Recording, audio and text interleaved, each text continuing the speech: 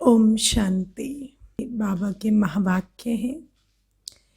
ये revised course है अव्यक्त वाणी का, जिसकी ओरिजिनल डेट है 1 मार्च 1986। वाणी का सार है, होली हंस बुद्धि, वृत्ति, दृष्टि और मुख। बाबा ने हम बच्चों को होली हंस का टाइटल दिया है क्योंकि हम पवित्र हैं, परख शक्ति और निर्णय शक्ति वाले बच्चे हैं। होली हंस की क्वालिटी होती है पवित्रता, परख शक्ति, निर्णय शक्ति। तो बाबा आज हम बच्चों की बुद्धि, वृत्ति, दृष्टि और मुख कैसा हो उसका वर्णन कर रहे हैं। आज बाप दादा सर्व होली हंसों की सभा देख रहे हैं। भक्ति में दिखाते हैं कि सरस्वती जी का आसन हंस है। तो ममा जो वास्तव में भक्ति में सरस्वती माँ के रूप में गाई जाती हैं, तो वो जगदम्बा सरस्वती में क्या वो क्वालिटी थी कि उनको हंस आसन पर बिठाते हैं। तो वो क्वालिटी है पवित्रता की क्वालिटी, वो क्वालिटी है निर्णय शक्ति और परख शक्ति का गुण। तो बाबा कहते जैसे ममा वैसे ममा समान बाबा के जो बच्चे हैं, उनमें यही जो गुण है पवित्रता का, और पवित्रता के आधार पर एक्यूरेट परख शक्ति, गुण अवगुण में अंतर करने की शक्ति, व्यर्थ और समर्थ में अंतर करने की शक्ति। तो बाबा कहते ऐसी परख शक्ति वाले बच्चों को बाबा आज देख रहे हैं, ऐसे होली हंसों को।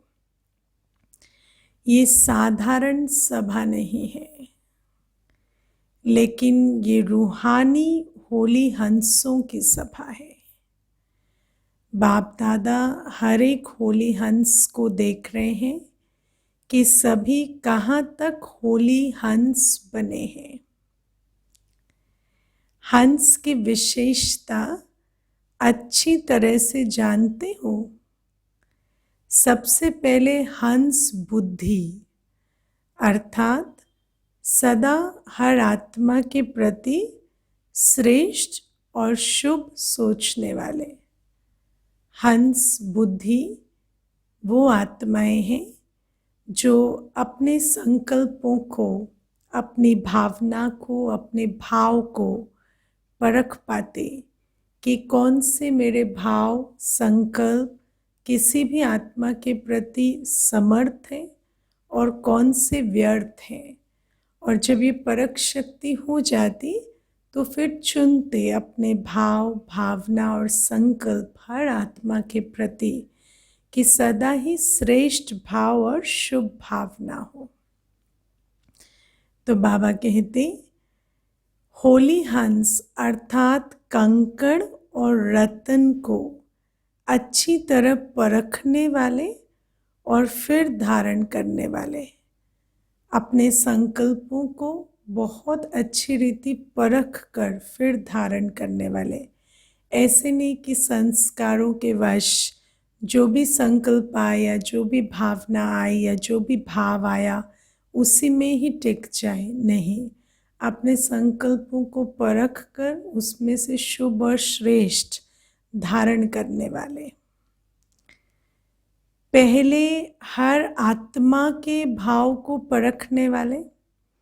अब जब हम परख शक्ति का चित्र देखते हैं कोर्स में, तो उसमें जो चित्र है वो एक मैग्नीफाइंग ग्लास से एक परख शक्ति परख कर रहे हैं हीरों की और पत्थर की।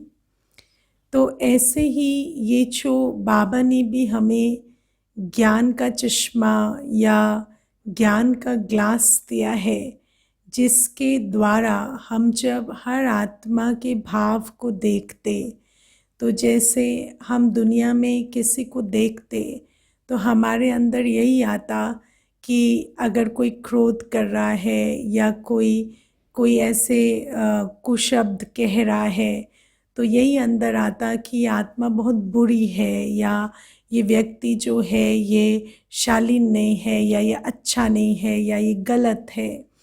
लेकिन जब हम ज्ञान के ग्लास से या ज्ञान के चश्मे से उस आत्मा को परखते, तो यही नज़र आता कि ये आत्मा के अंदर संस्कारों की कमज़ोरी है, इसके कमज़ोर संस्कार हैं।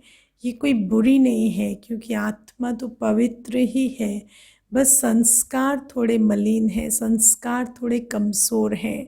और ऐसी आत्मा को फिर क्या चाहिए वो भी समझ आ जाता, क्योंकि कमज़ोर आत्मा को सहारा चाहिए, शक्ति चाहिए, रहम चाहिए, उसको कल्याण की भावना से कोई ऊंचा उठाने वाला चाहिए। ऐसा नहीं कि उसको हम रिजेक्ट करें या उसके बारे में हम जजमेंट रखें या उसको हम क्रिटिसाइज़ करें। तो बाबा कहते कि हर आत्मा के भाव को भी परखना है, और परखने के लिए ज्ञान का दर्पण या ज्ञान का ग्लास या ज्ञान का चश्मा यूज़ करना है।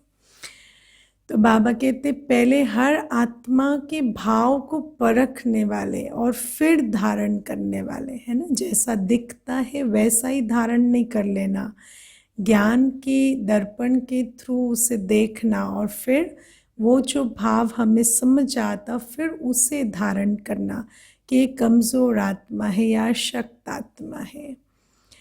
कभी भी बुद्धि में किसी भी आत्मा के प्रति अशुभ व साधारण भाव धारण करने वाले ना हो। और ये अशुभ और साधारण भाव कब आता, जब हम इन दो नेत्रों से देखते तो हमें राइट रॉन्ग, अच्छा बुरा, सही गलत यही नज़र आता। लेकिन यदि हम बाबा के ज्ञान के आईने से देखते तो फिर हमें यही नज़र आता कि इस आत्मा को रहम चाहिए या शक्ति चाहिए। तो बाबा कहते कि किसी भी आत्मा के प्रति हमारे अशुभ या अकल्याण की भावना नहीं हो सकती जब हम ज्ञान दर्पण से उसको देखकर परख लें। सदा शुभ भाव और शुभ भावना धारण करना, है ना।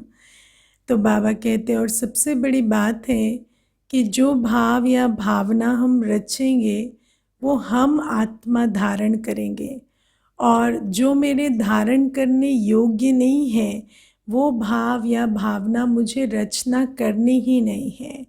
तो मुझे ये बहुत परख शक्ति रखनी है कि मैं अपनी वृत्ति को, दृष्टि को, बुद्धि को कैसा रखूं कि मेरे अंदर किसी के प्रति कोई शुभ भावना, अशुभ भावना या अशुभ भाव ना हो। क्योंकि जो मैं रचूंगी भाव या भावना वो मेरे अंदर ही धारण होगी। तो मुझे अपने मन मंदिर को साफ रखने में, मुझ आत्मा को स्वच्छ पवित्र रखने में इतना इंटरेस्ट हो कि मैं ये मेहनत करूं कि हर आत्मा के संपर्क में आते पहले अपनी परख शक्ति को यूज़ करूं, फिर चुनूं कि कौन सा भाव या भावना मुझे धारण करने हैं। तो बाबा कहते कि भाव जानने से कभी भी किसी के साधारण स्वभाव या व्यर्थ स्वभाव का प्रभाव नहीं पड़ेगा, है ना। उसका स्वभाव चाहे कुछ भी हो, मेरा भाव जो है उसके कारण उसके व्यर्थ स्वभाव या साधारण स्वभाव का मुझ पर प्रभाव नहीं पड़ेगा। शुभ भाव, शुभ भावना, जिसको भाव स्वभाव कहते हो, जो व्यर्थ है उनको बदलने का है ना। और जब मैं अपने भाव को बदलूंगी तो उसका प्रभाव उन पर भी पड़ेगा और वो भी बदलेंगे। बाप दादा देख रहे हैं ऐसे हंस बुद्धि कहाँ तक बने हैं। अब सब अपने अपने चेकिंग करें, क्या सचमुच हम इन दो नेत्रों से देखते हैं या अपनी हंस बुद्धि से परख कर अपने भाव स्वभाव भावना को चुनकर और फिर धारण करते हैं हर आत्मा के प्रति। ऐसे ही हंस वृत्ति अर्थात सदा हर आत्मा के प्रति श्रेष्ठ कल्याण की वृत्ति है ना। जब हमारे अंदर जो भाव है, भावना है, वो श्रेष्ठ होगी तो हमारे अंदर वृत्ति भी यही होगी कि इसका कल्याण हो, इसका उत्थान हो, ये ऊंची बने, है ना, श्रेष्ठ बने। हर आत्मा के अकल्याण की बातें सुनते देखते भी अकल्याण को कल्याण की वृत्ति से बदल देना, इसको कहते हैं होली हंस वृत्ति। अपने कल्याण की वृत्ति से औरों को भी बदल सकते हो, है ना। कितनी बड़ी ये शक्ति है हमारे अंदर कि हम अपने कल्याण की वृत्ति से औरों को भी बदल सकते हैं। उनके अकल्याण की वृत्ति को अपने कल्याण की वृत्ति से बदल लेना, यही होली हंस का कर्तव्य है। इसी प्रमाण दृष्टि में सदा हर आत्मा के प्रति श्रेष्ठ शुद्ध स्नेह की दृष्टि हो, श्रेष्ठ भी हो, शुद्ध भी हो और फिर स्नेह की भी दृष्टि हो। दृष्टि में पवित्रता भी हो और प्रेम भी हो, दैहिक प्रेम नहीं, रूहानी प्रेम की दृष्टि। कैसा भी हो लेकिन अपनी तरफ से सबके प्रति रूहानी आत्मिक स्नेह की दृष्टि धारण करना, क्योंकि स्नेह जो है वो आत्मा का संबंध आत्मा से जोड़ता है, और जब वो रूहानी आत्मिक स्नेह होता है तो वो उस आत्मा के साथ संबंध जोड़ने पर उसकी उन्नति करता है। और जब वो जिस्मानी स्नेह की दृष्टि होती तो भी संबंध तो जुड़ जाता, लेकिन उस आत्मा की उन्नति नहीं होती, वो डिपेंडेंट बनती जाती है। तो बाबा कहते इसको कहते होली हंस दृष्टि। इसी प्रकार बोल में भी पहले सुनाया है, बुरा बोल तो अलग चीज है, वो तो ब्राह्मणों का बदल गया है, लेकिन व्यर्थ बोल को भी होली हंस मुख नहीं कहेंगे। व्यर्थ है ना, किसी की कमजोरी पर यदि ध्यान है, या जो कोई नहीं कर पा रहे उस पर ध्यान है, या जो किसी के अंदर कमी है उस पर ध्यान है, तो वो भी क्या हो गए, वो व्यर्थ की बात है। समर्थ बोल, जो करना है, जो हो सकता है, जो आगे बढ़ाने वाले बोल है, ऐसे बोल बोलने। मुख भी होली हंस मुख हो, जिसके मुख से कभी व्यर्थ न निकले, इसको कहेंगे हंस मुख स्थिति। तो होली हंस बुद्धि, वृत्ति, दृष्टि और मुख, जब ये पवित्र अर्थात श्रेष्ठ बन जाते हैं तो स्वतः होली हंस की स्थिति का प्रत्यक्ष प्रभाव दिखाई देता है। जब हमारी बुद्धि, वृत्ति, दृष्टि और मुख पवित्र बन जाते, हर एक के लिए शुद्ध, शुभ, श्रेष्ठ ही बोलते, देखते, सोचते, तो फिर उसका प्रभाव दूसरे पर भी पड़ता है। तो सभी अपने आप को देखो कि कहाँ तक सदा होली हंस बन चलते फिरते हैं, क्योंकि स्व उन्नति का समय ज़्यादा नहीं रहा है। इसलिए अपने आप को चेक करो और चेंज करो। चेक तो बाबा करने को कई समय से कह रहे हैं, लेकिन अब चेंज करना ही है, वो समय आ गया। अब सिर्फ जानना समझना काफ़ी नहीं है, हमें चेंज करना ही होगा, कर्म में उसे लाना ही होगा। बाबा कहते अब टाइम ज़्यादा नहीं रहा। इस समय का परिवर्तन बहुत काल के परिवर्तन वाली गोल्डन दुनिया के अधिकारी बनाएगा। आज वाणी चल रही है ना, आज परिवर्तन हो जाना है। आज का परिवर्तन बहुत आने वाली, बहुत काल के परिवर्तन वाली गोल्डन दुनिया के अधिकारी बनाएगा। ये इशारा बाप दादा ने पहले भी दिया है ना। बाबा ने जो मेरे ख्याल 1 महीने पहले जो वाणी चली थी उसमें भी बहुत काल का हिसाब समझाया था। स्व की तरफ डबल अंडरलाइन से अटेंशन सभी का है। स्व की तरफ अटेंशन, परक शक्ति में अपने भाव, भावना, स्वभाव इनको परिवर्तन करना है। और जब अपना परिवर्तन कर ही लिया तो फिर सामने वाला और प्रकृति आप ही परिवर्तन हो जाते। तो बाबा कहते स्व की तरफ डबल अंडरलाइन से अटेंशन सभी का है।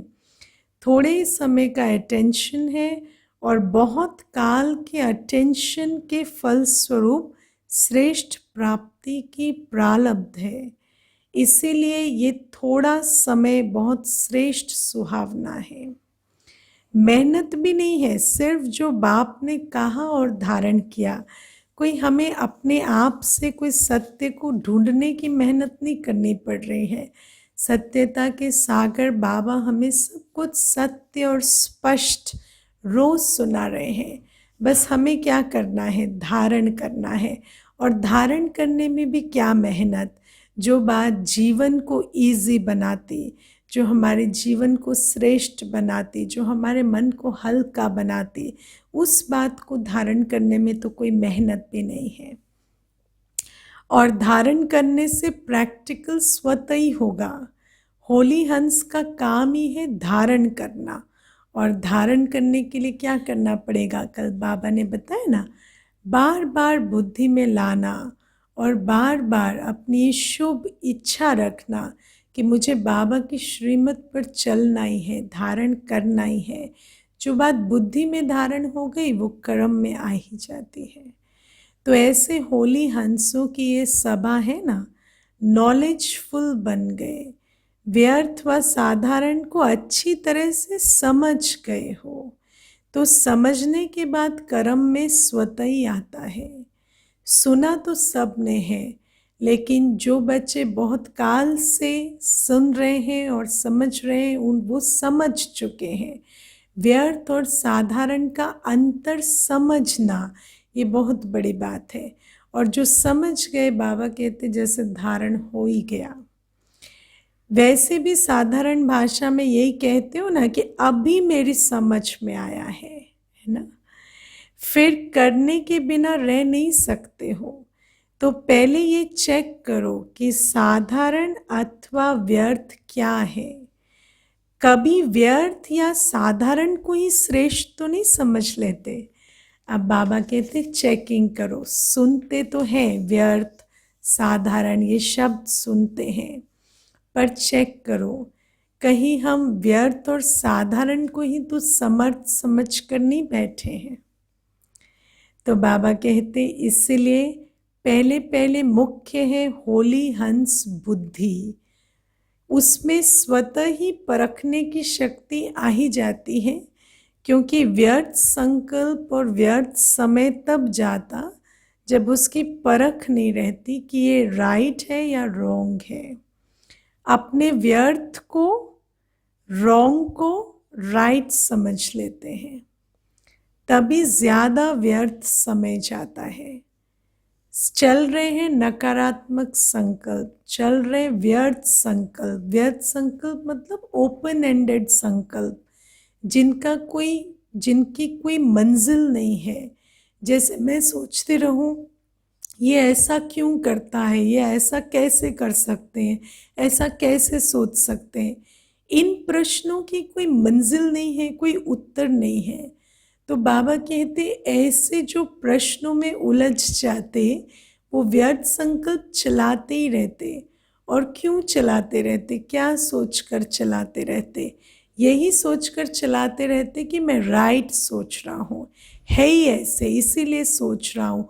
वो गलत कर रहे हैं इसीलिए सोच रहा हूँ, ऐसा क्यों करते हैं या ऐसे कैसे सोच सकते हैं। लेकिन बाबा कहते अपने को राइट राइट कहते कहते बिल्कुल रॉन्ग संकल्प चला रहे हैं। तो बाबा कहते अपने व्यर्थ को, रॉन्ग को राइट समझ लेते हैं, तभी ज्यादा व्यर्थ समय जाता है व्यर्थ, लेकिन समझते हैं कि मैं समर्थ और राइट सोच रही हूँ। जो मैंने कहा वही राइट है। इसी में परखने की शक्ति न होने के कारण मन की शक्ति, समय की शक्ति, वाणी की शक्ति सब चली जाती है। क्योंकि अपने को राइट कहेंगे, फिर राइट सिद्ध करने के लिए औरों को भी सुनाएंगे, तो वाणी की शक्ति भी ज़ाया करते। सिर्फ मन की, समय की तो करते ही है ना, मन की तो करते ही, वाणी की भी करते। और दूसरे से मेहनत लेने का बोझ भी चढ़ता है ना। दूसरे से मेहनत लेने का बोझ माना अपने संकल्पों को चेक और चेंज नहीं कर पा रहे, इस कारण दूसरे का भी समय, दूसरे का भी संकल्प जो है वो व्यर्थ गंवाते और उसका भी बोझ चढ़ता है ना। किसी का संगम युगी समय और संकल्प वेस्ट करने का भी बोझ बहुत गुना होता। तो बाबा कहते कारण क्या है? क्योंकि होली हंस बुद्धि नहीं बने हैं। व्यर्थ संकल्प और श्रेष्ठ संकल्प के बीच में अभी भी अंतर नहीं कर पा रहे हैं। तो बाप दादा सभी होली हंसों को फिर से यही इशारा दे रहे हैं कि उल्टे को उल्टा नहीं करो। जो उल्टा ही है उसको ये उल्टा है, उल्टा है, उल्टा है कहें और कहें मैं राइट ही तो कह रही हूँ, राइट ही तो कह रही हूँ। तो उल्टे को उल्टा करना कर्तव्य नहीं है हमारा। उल्टा तो है, पर हमारा कर्तव्य क्या है? उल्टे को सुलटा करना। और उल्टे को सुलटा कैसे करेंगे? पहले तो बुद्धि में उस उल्टे को सुलटा देखेंगे, बुद्धि में उस उल्टे के प्रति वृत्ति रखेंगे, ये सुलटा है। तभी तो हमारी वृत्ति, दृष्टि और मुख के शक्तिशाली बोल के आधार से उसको हम उल्टे से सुलटा बना सकेंगे। तो बाबा कहते हैं कि यही इशारा दे रहे हैं कि उल्टे को उल्टा नहीं करो, ये है ही उल्टा, ये नहीं सोचो। लेकिन उल्टे को सुलटा कैसे करूं ये सोचो। और कैसे करूं के लिए पहले तो अपनी बुद्धि में उसके लिए शुभ भावना, शुभ भाव उत्पन्न करने पड़े।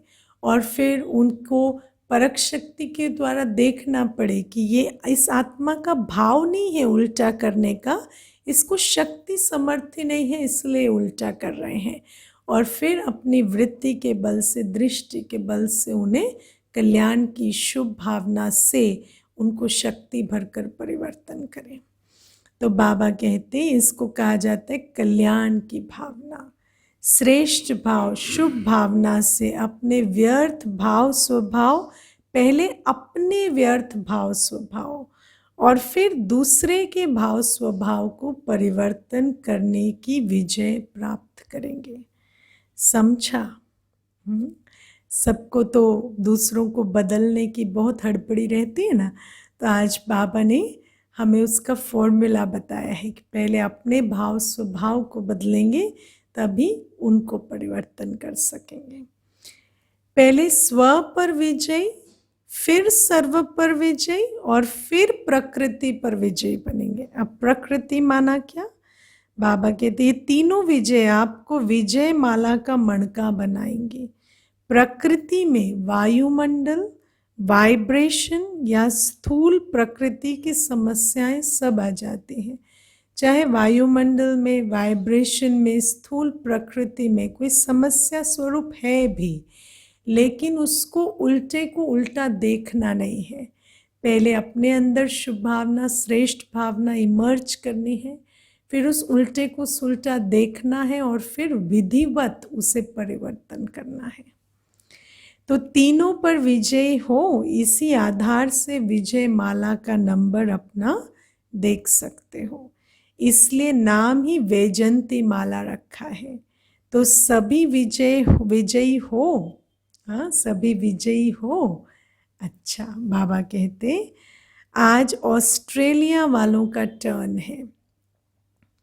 ऑस्ट्रेलिया वालों को मधुबन से भी गोल्डन चांसलर बनने का चांस मिलता है, क्योंकि सभी को आगे रखने का चांस देते हो। ये विशेषता है। औरों को आगे रखना, ये चांस देना, अर्थात चांसलर बनना। चांसलर कैसे बने पता चला अभी? बाबा कहते चांस लेने वाले को और चांस देने वाले को, दोनों को चांसलर कहते हैं। बाप दादा सदा हर बच्चे की विशेषता देखते हैं और वर्णन करते हैं। ऑस्ट्रेलिया में पांडवों को सेवा का चांस विशेष मिला हुआ है। ये ऑस्ट्रेलिया की विशेषता है। बहुत मुख्य जो भाई हैं वो ऑस्ट्रेलिया में ही हैं, चार्ली भाई, केन भाई, है ना। तो बाबा कहते ज़्यादा सेंटर्स भी पांडव संभालते हैं। शक्तियों ने पांडवों को चांस दिया है, ये ऑस्ट्रेलिया की विशेषता है। आगे रखने वाले सदैव आगे रहते ही हैं, ये भी शक्तियों की विशालता है। बाबा कहते फिर सिर्फ आगे रहने वाले की विशेषता नहीं है, आगे रखने वाले की भी उसमें बहुत विशेषता है। लेकिन पांडव अपने को सदा निमित्त समझ सेवा में आगे बढ़ रहे हो ना, तो बाबा कहते जब हम सेवाधारी बनते तो बाबा कहते आगे रहने वाले के अंदर सबसे बड़ा गुण क्या चाहिए? निमित्त भाव। आज बाबा निमित्त भाव को अंडरलाइन करवाते। सेवा में निमित्त भाव ही सेवा की सफलता का आधार है, क्योंकि वास्तव में हमें तो ना अक्ल है ना ताकत है कि हम कोई सेवा कर लें।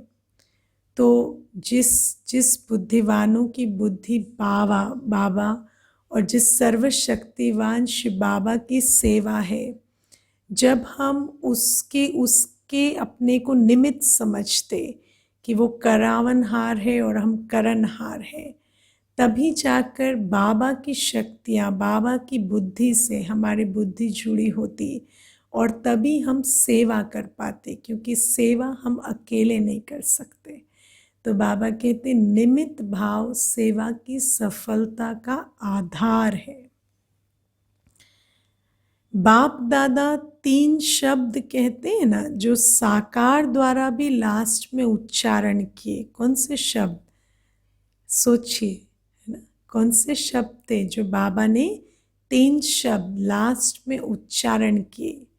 वो थे निराकारी, निर्विकारी और निरंकारी। ये तीनों विशेषताएं निमित्त भाव से स्वतः ही आती है ना। तो बाबा कहते निमित्त भाव नहीं तो इन तीनों विशेषताओं का अनुभव नहीं होता। निमित्त भाव अनेक प्रकार के मैंपन, मेरापन सहज ही खत्म कर देता है। न मैं न मेरा, तो न लगाव न थकान, है ना, कुछ भी नहीं होता। मैंपन, मेरापन होता है तो फिर कोई भी चीज़ करेंगे तो उसमें लगाव होगा तो एक्स्ट्रा करेंगे, और जब एक्स्ट्रा करेंगे तो उसमें थकान होगी। या फिर अगर निमित्त भाव नहीं होगा तो सोचेंगे मेरा क्या चाहता है, तो करेंगे ही नहीं। तो फिर बाबा कहते कि करना भी है और निमित्त भाव भी रखना है, ताकि जब करें तो फिर मैंपन, मेरेपन के कारण लगाव ना हो और थकान ना हो। तो बाबा कहते कि स्थिति में जो हलचल होती है वो इसी एक कमी के कारण होती है। सेवा में भी मेहनत करनी पड़ती है और अपनी उड़ती कला की स्थिति में भी मेहनत करनी पड़ती है, क्योंकि मैंपन के कारण बाबा की शक्ति को ले नहीं पाते। तो सेवा, छोटा सा काम भी बहुत मेहनत वाला लगेगा, क्योंकि अकेले कर रहे हैं तो बोझ अनुभव होता है। और दूसरा, क्योंकि उसमें लगाव हो जाता तो फिर अपने को न्यारी उड़ती कला में ले जाने में, स्थित करने में भी बहुत मेहनत लगती है। तो बाबा कहते निमित्त हैं, अर्थात निमित्त बनाने वाला सदा याद रहे। तो इसी विशेषता से सदा सेवा की वृद्धि करते हुए आगे बढ़ रहे हैं ना। सेवा का विस्तार होना ये भी सेवा की सफलता की निशानी है। अभी अचल अडोल स्थिति के अच्छे अनुभवी हो गए हो। समझा ऑस्ट्रेलिया अर्थात कुछ एक्स्ट्रा है जो औरों में नहीं है। ऑस्ट्रेलिया में और वैरायटी गुजराती आदि नहीं है, जैसे बाबा ने अफ्रीका का सुनाया था कि वहाँ तो ये सहयोग भी मिला कि यहाँ की आत्माएं भी वहाँ सहयोगी बनी। लेकिन बाबा कहते ऑस्ट्रेलिया में और वैरायटी नहीं है, चैरिटी बिगिंस एट होम का काम ज़्यादा किया है। वहाँ अपने ही हमजिन्स का कल्याण किया, हमजिन्स को जगाया है, कुमार कुमारियों का अच्छा कल्याण हो रहा है। इस जीवन में अपने जीवन का श्रेष्ठ फैसला करना होता है। अपनी जीवन बना ली तो सदा के लिए श्रेष्ठ बन गए, उल्टी सीढ़ी चढ़ने से बच गए। बाप दादा खुश होते हैं कि एक दो से अनेक दीपक जगकर दीपमाला बना रहे हैं। उमंग उत्साह अच्छा है, सेवा में बिजी रहने से उन्नति भी अच्छी कर रहे हैं। ठीक है, तो बाबा कहते एक तो निमित्त भाव की बात सुनाई, दूसरा जो सेवा के निमित्त बनते उनों के लिए स्व उन्नति व सेवा की उन्नति प्रति एक विशेष स्लोगन सेफ्टी का साधन है। निमित्त बनने वाले बच्चों को एक विशेष सेफ्टी का साधन भी मिल जाता। वो क्या? हम निमित्त बने हुए जो करेंगे हमें देख सब करेंगे। ये स्लोगन निमित्त बनने वाले बच्चों को बिल्कुल बुद्धि में सेट कर लेना चाहिए। जो कर्म हम करेंगे हमें देखकर और करेंगे। अब प्रश्न उठता है कि निमित्त कौन है ना? तो आप में से कौन कौन है जो अपने को निमित्त समझते हैं? बाबा ने एक वाणी में बहुत स्पष्ट किया था कि चलो कोई विशेष ड्यूटी भी हमें नहीं मिली या किसी ने हमें कोई ऐसा निमित्त भी नहीं बनाया है किसी ड्यूटी के लिए, लेकिन हम अपने को निमित्त समझे अपने वातावरण के प्रति, अपने वायुमंडल के प्रति। और जब हम जहाँ बैठे हैं हम अपने को निमित्त भाव में रखते कि मैं बाबा के शोकेस का शोपीस हूँ, मेरे इसको देखकर यहाँ पर सब बाबा का परिचय ले रहे हैं जो भी आसपास है, या मेरे से जो वृत्ति या वायुमंडल की रचना हो रही है उसका अनुभव सभी कर रहे हैं। तो ऐसे अपने को निमित्त समझने से ही ये जो स्लोगन है ये याद आता कि जो कर्म मैं करूँगी मुझे देख और करेंगे। और जब ये स्लोगन याद आता तो अपने कर्मों पर अटेंशन आता, और अपने कर्मों पर अटेंशन आता तो स्व उन्नति और सेवा तो कनेक्टेड है ना, क्योंकि जहाँ आप श्रेष्ठ अवस्था में स्थित हैं वहाँ आप अनेकों को दिशा दिखाते ही रहेंगे। तो बाबा कहते कि हम निमित्त बने हुए जो करेंगे हमें देख सब करेंगे, क्योंकि सेवा के निमित्त बनना अर्थात स्टेज पर आना। वो आत्मा ऐसे अनुभव करती जैसे मैं स्टेज पर हूँ, मुझे सभी देख रहे हैं। जैसे कोई पाठधारी जब स्टेज पर आता है तो कितना अटेंशन रखता है ना। ग्रीन रूम में होगा तो कैसे भी बिहेव करेगा, लेकिन स्टेज पर तो अपनी बॉडी लैंग्वेज, अपनी दृष्टि, अपनी बोल हर पर ध्यान रखेगा।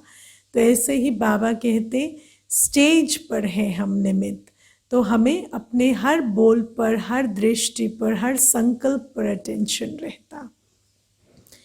तो सेवा के निमित्त बनना अर्थात स्टेज पर पाठ बजाना। स्टेज तरफ सभी की नज़र होती है, और जो जितना हीरो एक्टर होता उस पर ज़्यादा नज़र होती है। तो ये स्लोगन सेफ्टी का साधन है, इससे स्वतः ही उड़ती कला का अनुभव करेंगे। वैसे तो चाहे सेंटर पर रहते व कहाँ भी रहकर सेवा करते, सेवाधारी तो सभी हैं, है ना। तो जो बाबा ने पिछली बार भी अंडरलाइन कराया, आज भी कहते कहीं भी रहते हैं मैं हूँ ही निमित्त, मैं हूँ ही सेवाधारी। कई अपने निमित्त स्थानों पर रहकर सेवा का चांस लेते, वो भी सेवा की स्टेज पर हैं।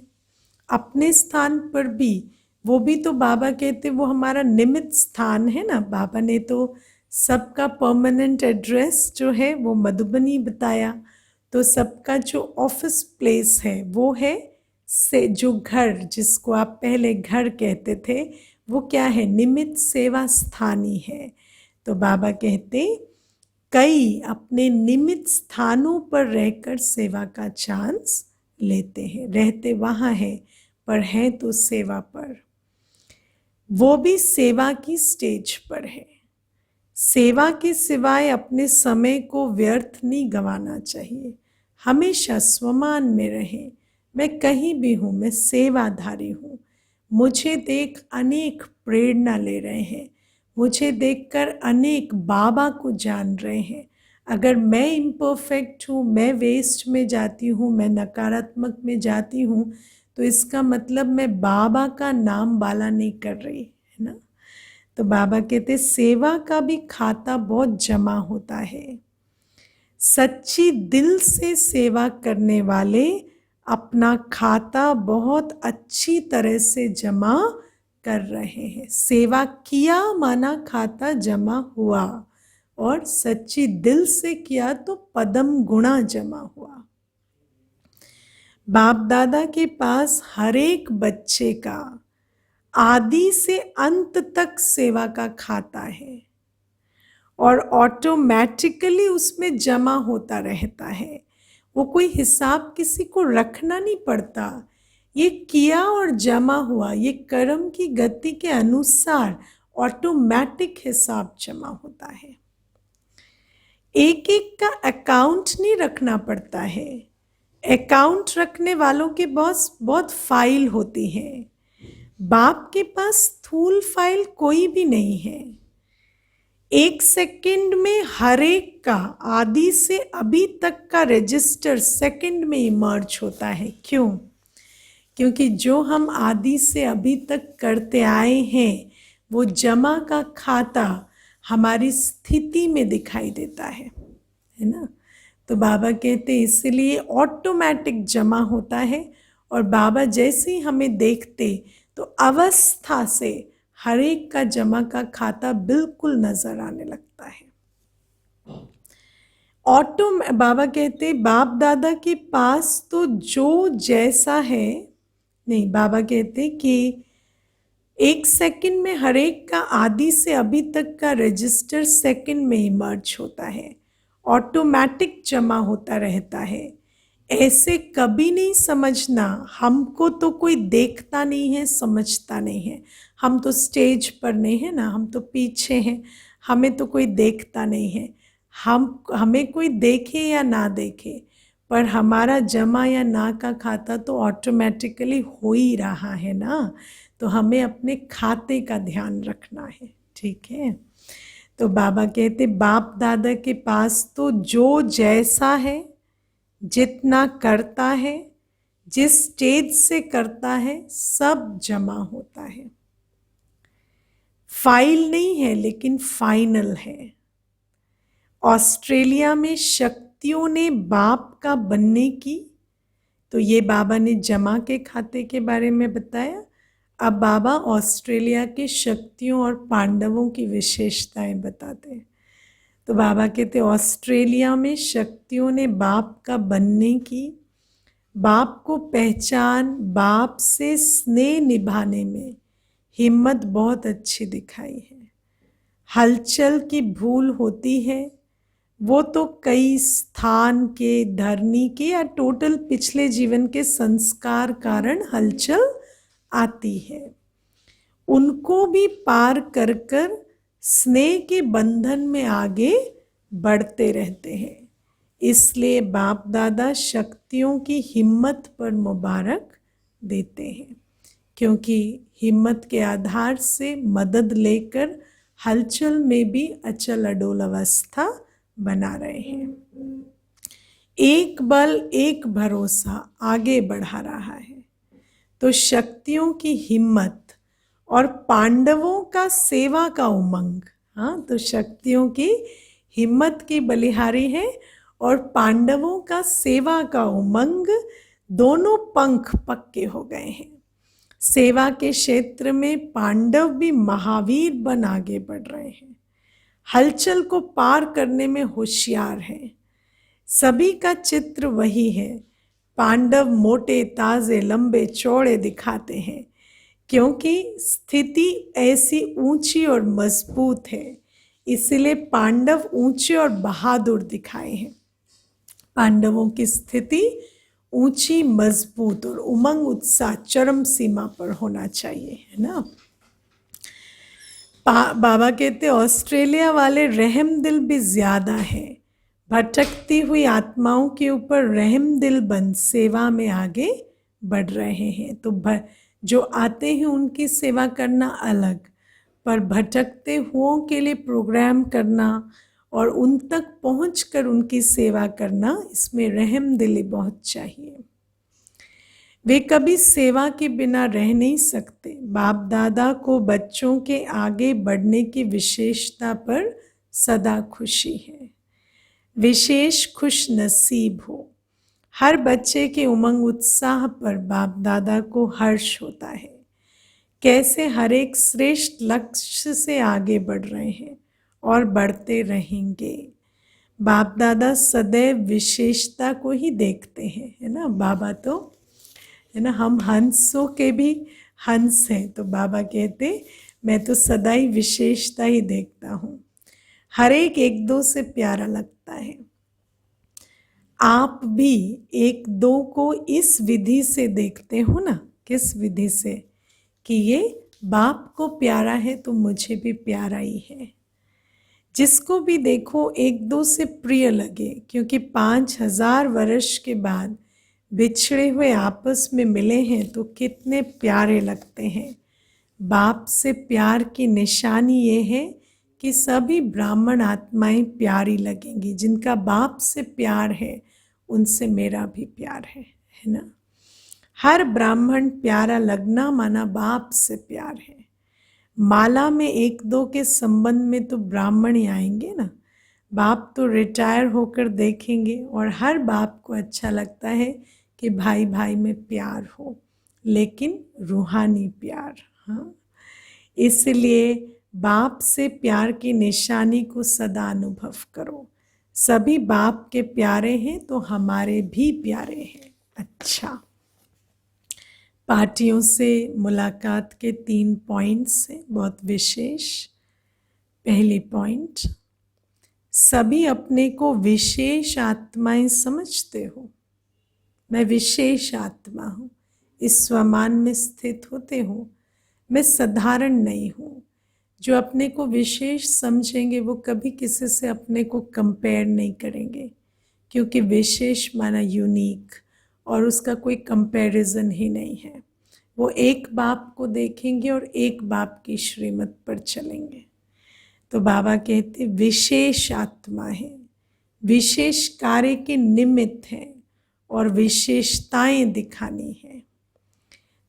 ऐसे सदा स्मृति में रहे।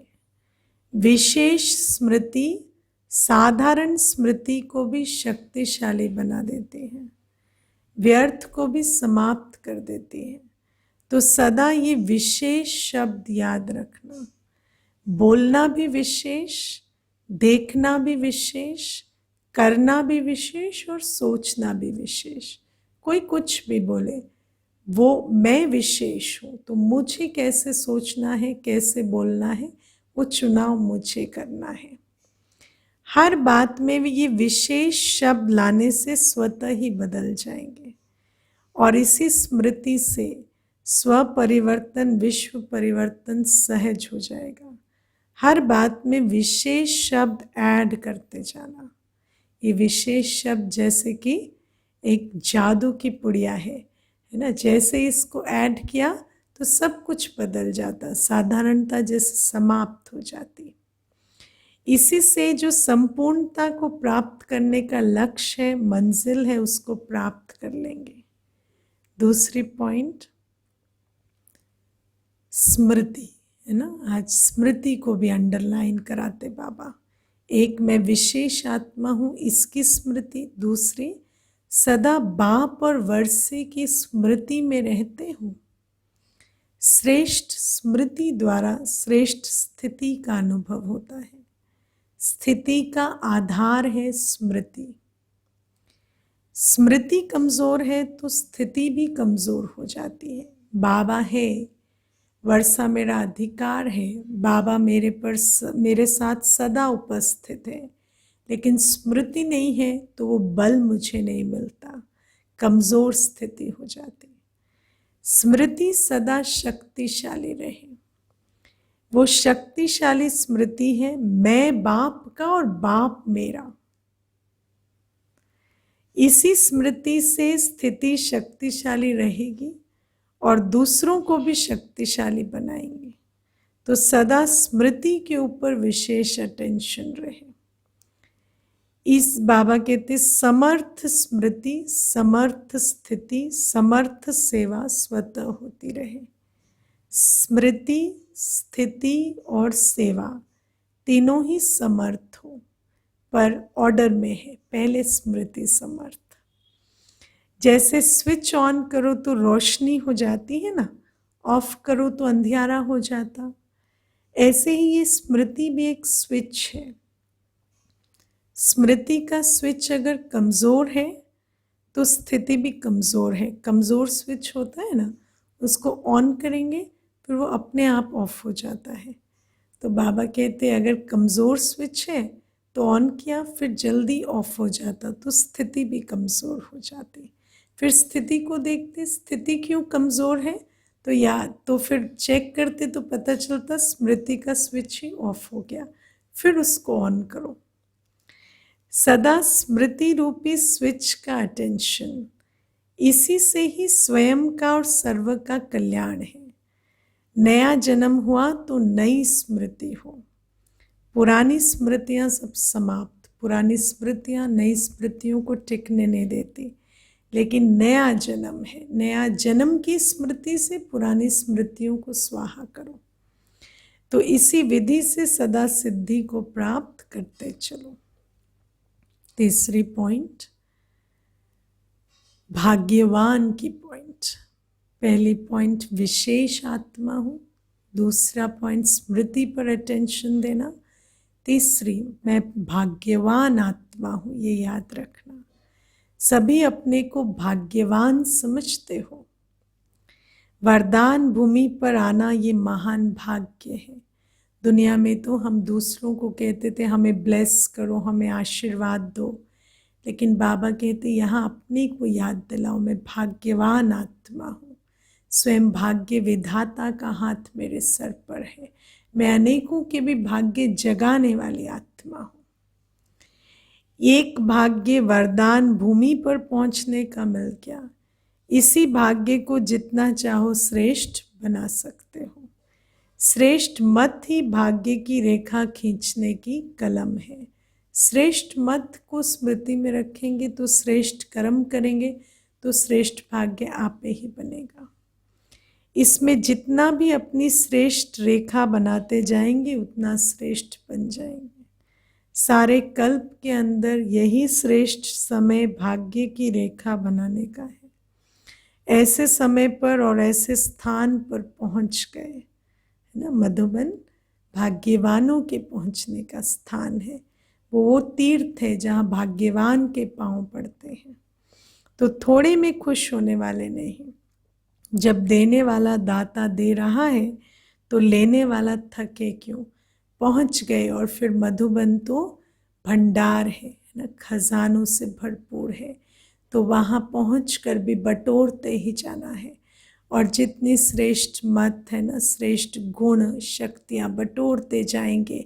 अनेक भाग्यवान आत्माओं के संपर्क में आते, भाग्य विधाता से मिलते, अपने भाग्य को ऊंचे ते ऊंचा बनाते जाना है। बाबा कहते देने वाला कोई सीमा नहीं रखता तो लेने वाला क्यों सीमा रखे।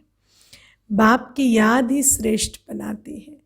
बाप को याद करना अर्थात पावन बनना। जन्म जन्म का संबंध है तो याद क्या मुश्किल है ना। तो मधुबन में बैठे भी बाबा की याद से कमाई करते ही जाना है। सिर्फ स्नेह से और संबंध से याद करो। याद की विधि क्या है? स्नेह से और संबंध से याद करो। जहाँ स्नेह होता है वहाँ याद ना आवे ये हो नहीं सकता। भूलने की कोशिश करो तो भी याद आता है।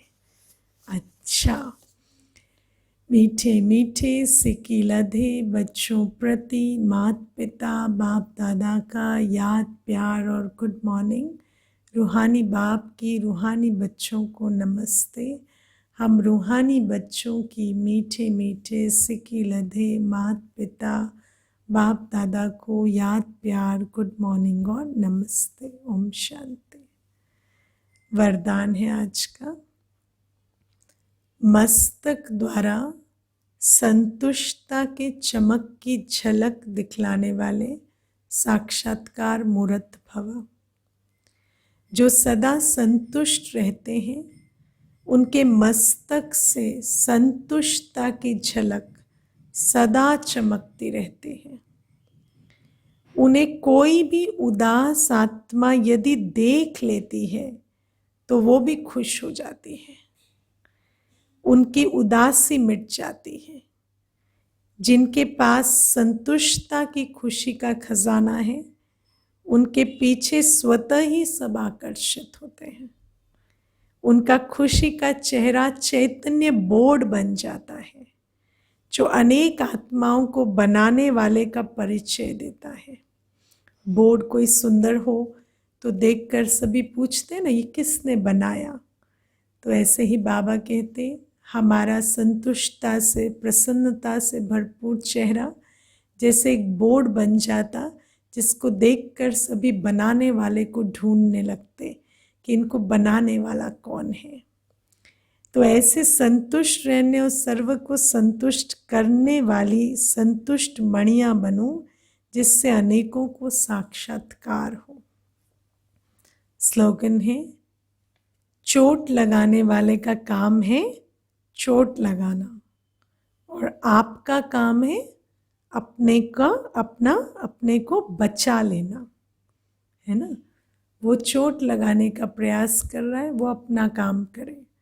हम अपने को बचाएं और बचाएंगे कैसे? जितना हम बाबा की याद में रहेंगे, स्वमान में रहेंगे, उतना हम बचते जाएंगे। बाबा कहते हैं जो अपने को बच्चे समझते हैं वो बच जाते हैं। ओम शांति।